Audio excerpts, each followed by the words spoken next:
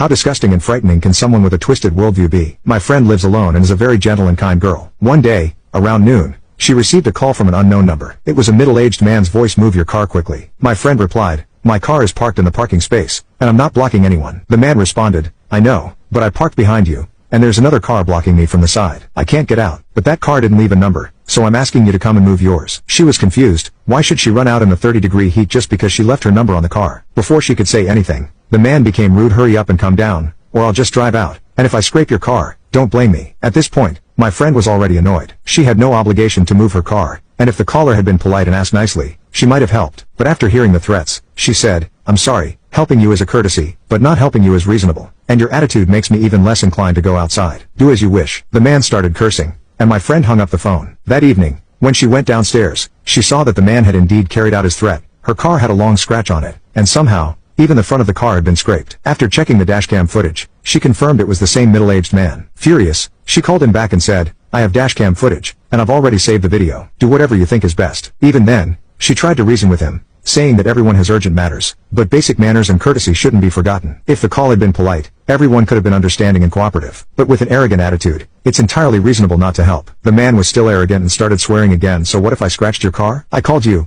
but you didn't come down. What else could I do? My friend, fed up, offered him two options: either settle it privately and pay $3,000 for repairs and depreciation, or go through the legal process, including charges for hit and run and whatever compensation and penalties follow. The man got even more aggressive. $3,000? No way. I'll give you at most $100, $50 for the repairs and another $50 for you to keep as a dowry. My friend calmly replied, all right then, let's handle this through the legal process. I'll call the police. The man then accused her of having no morals and trying to extort money from him over a scratch. He even told her to go ahead and call the police, saying, what, you think the police station is your family's business? The next morning, my friend went to the police station to file a report and submit the evidence. She explained everything to the officers and asked what the likely punishment would be. The officer said that typically, for a hit and run with no injuries, the fine ranges from $200 to $2,000, depending on the severity, and the person might face up to 15 days of detention. My friend started to feel disheartened, thinking that the man would only get a fine of a few $100s and might not even be detained. The officer advised her to consider settling privately if the man's attitude improved.